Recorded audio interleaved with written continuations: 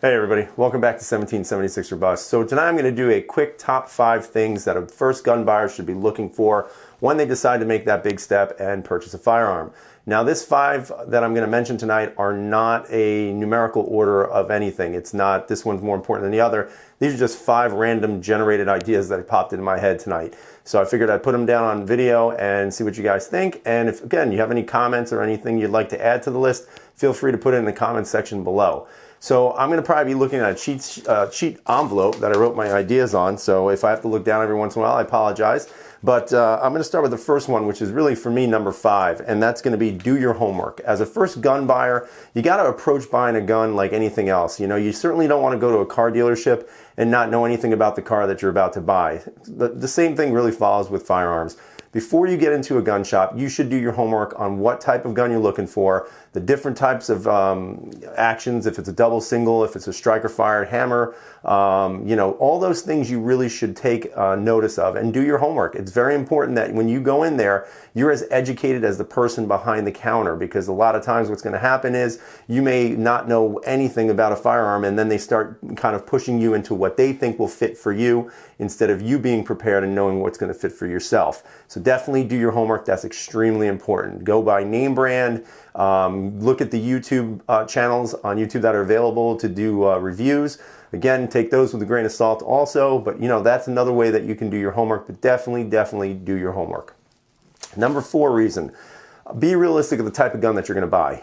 What I mean by this is that if you have absolutely no practical training or practical experience owning a firearm, I would not suggest getting the lightest trigger on the market. You certainly don't want to pay, you know, go out there, pay for a gun, and then have a very hair trigger on this thing where any pressure will set it off. Because again, you know, I think at the first point of owning a firearm, you should be comfortable with what you're carrying if you're going to carry it with you. And on top of that, it should be something that is not going to necessarily need an abundance of training right off the bat.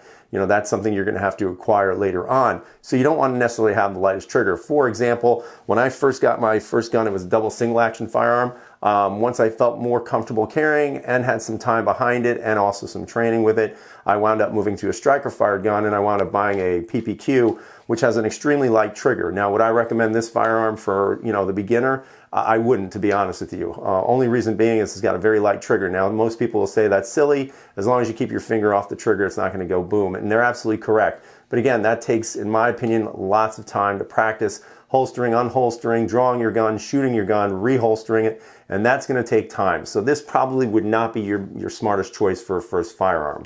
Again, that's just my opinion. You might want to look for something with a heavier first trigger pull as opposed to something like this. Number 3, price. Price is always the big one.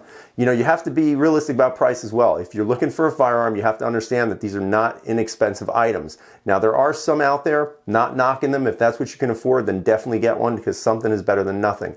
However, always try to think about what price that you're looking for. You know, if you're looking for a $400 gun, you can find a really good $400 gun. Sometimes they might be used, sometimes they might be on closeout. If you look, for example, at the new Smith & Wesson M&Ps, right now those new 2.0s are coming out. That means the old M&Ps will probably be reduced in price. So you can probably find a good price on that.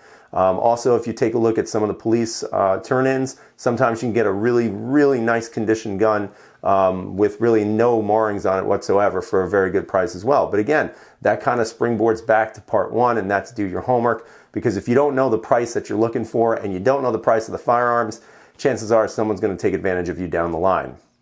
Number 2, when you get your firearm, you have to invest in a good holster and a good belt. You don't want to have you know, a $500 firearm and then put it in a sock that goes in your pocket.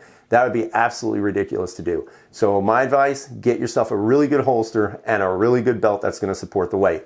There's a ton of options out there. You know, you can look at some of my videos. You can look at some of the other videos on YouTube. But definitely there's a ton of options out there. Me personally, you know, Vetter Holsters, great holster. Tactical Justice, great holster. You know, I personally really like Solid Kydex. I just think they're very usable holsters.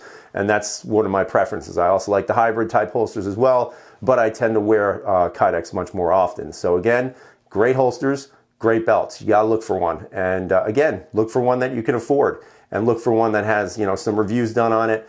Again, check my channel, check other channels out there, and you can probably find, you know, just an abundance of information out there for yourselves. For number one, the number one thing that I think all new gun owners should be looking for when they're about to purchase their first gun is something that they should do after they buy their gun and after they've purchased their holsters and after they've done what they wanted to do.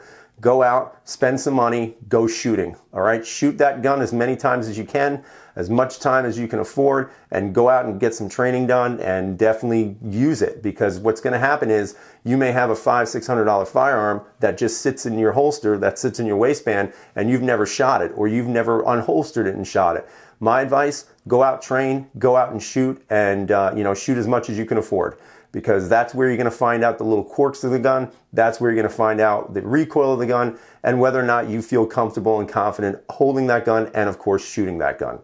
So those are my top 5. If you have anything you want to add, please leave the comments down below. Again, these are just random 5 thoughts that I had about first gun buyers. So I hope you guys are having a great night. As always, freedom is never free.